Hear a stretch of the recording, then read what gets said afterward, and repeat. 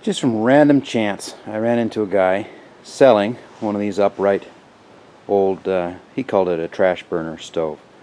I know my wife always wanted one. Now I would be showing you this one standing upright after giving it a bit of a clean, except for that part right there. It was not a movement mistake on my side. It came that way. It should be attached right here, more or less. And because winter's closing in and I need to get this stuff out of the way to put the army truck away, we're going to have a go at fixing it. Because that sounds like more fun than raking leaves. The leg is held on with this bolt right here. And I know better than to make an attempt at trying to undo it. That's not going to be possible. And because it's surprisingly thin cast iron, I'm not going to try to cold chisel it off. I'm afraid I'll break it. So that means green grind. I'm going to go ahead and see if I can cut that bolt off. This has got some meat to it, so even if I end up gouging it a little bit, it should still be okay.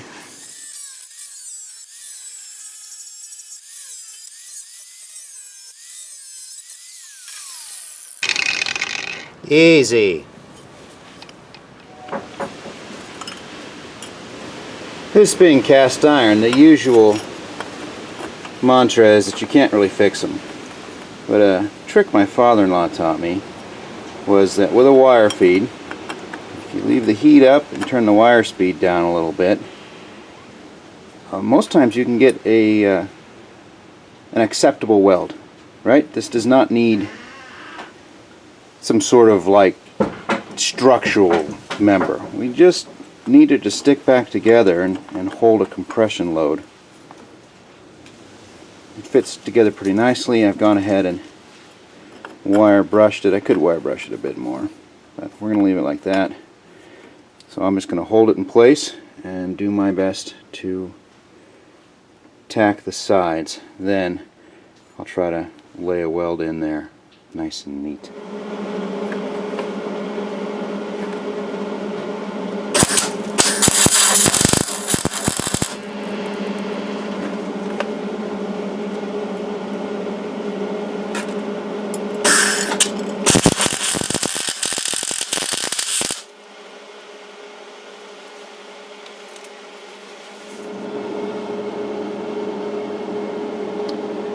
Two tacks. I do not see any cracks forming across that weld. Do see one, looks like it formed across that one. You know, that's just the heating and cooling issues of dealing with cast iron. I'm going to put a few more tacks in there, and we're going to try to do our best to keep from being an awful lot of heat in this project. Just, you know, try to warm everything up evenly, and might even bring the torch out and cool it down evenly too. Shouldn't have to on this, but a big one you would.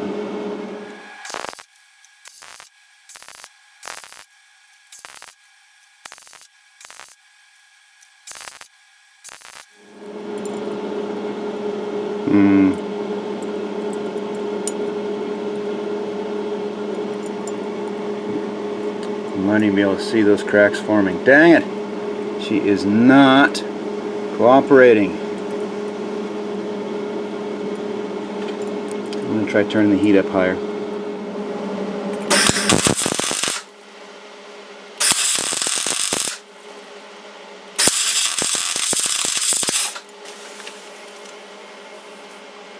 Ah! That is so on me. Oh, that is so on me. Dang it. That is so on me. Son of a gun. Dale makes this look so easy. Alright. Thinking required. Well, I just checked and I don't have enough oxyacetylene to braze it. I knew I should have got those tanks filled. Man. I mean, if it was regular steel, I could try to fill that hole in and grind it from the outside and try to blend it a little bit. I think I'm going to cut my losses and just do my best to finish that, and we'll see how this all works out in the end. And if it's a complete and utter dismal failure, I do have 4 other legs from a different stove. It would require some retrofitting, but I could probably get those on. Especially now that I've burned a big frickin' hole in it. Anyways, what would be YouTube without an opportunity for folks to say mean things about your skills?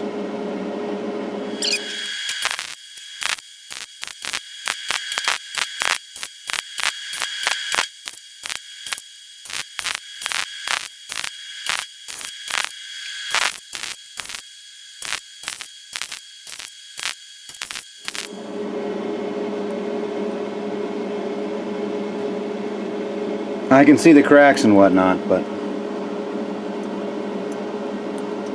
I think we might still be okay.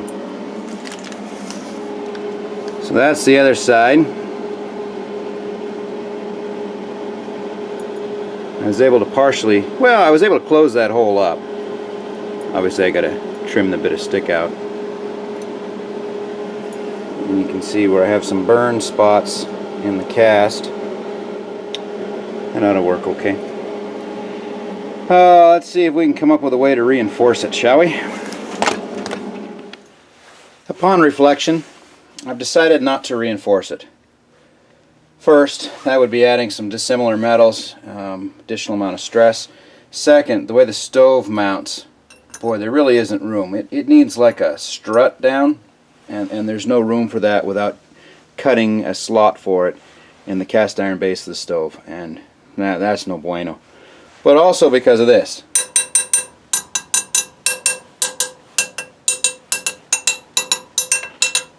You hear how the fact that the sound doesn't change? If it had a big structural crack in there, the sound is going to be much hollower, more of a thunk than a tink. So I'm going to leave it the way it is. Leave it the way it is, cross my feet, and cross my feet. Whatever. And know that, she's just, don't hold the house up with it. Just set it up and leave it alone. We'll give it a try. So, it's cooled down enough that it only sort of burns me, which is good enough for the work I'm doing. And I'm going to put it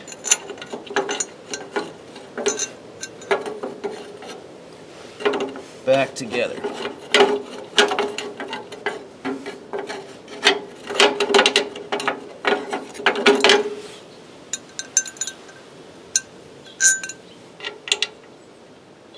Okay.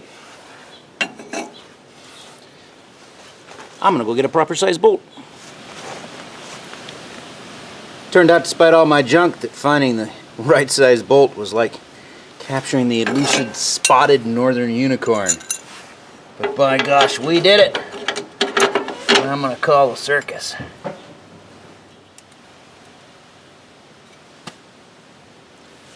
Okay.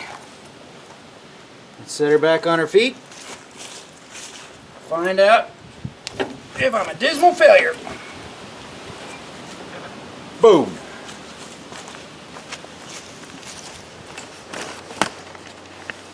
Standing upright again for the first time in whatever. I guess now I'm going to clean it off.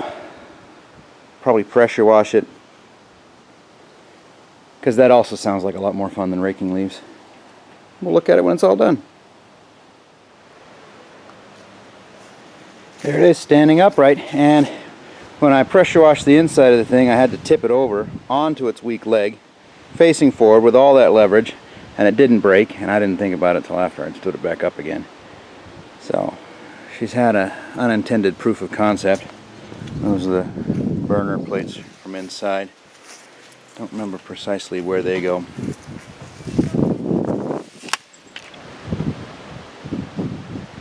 And I know I paid way too much for it. I paid $100 as you see it. Well, no, it had a broken leg. I paid $100 and it had a broken leg. But he did bring it and help me load it. So, $100 plus some labor. and it had to go into the back of the army truck. So he helped me load it a long ways up. I don't know.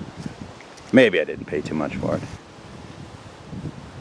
It's not yet rotted out, but it's getting close.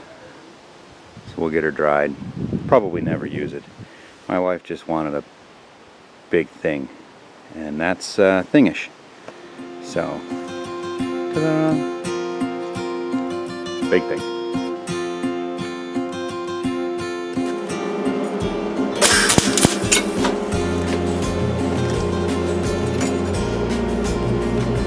Probably gonna edit that one out.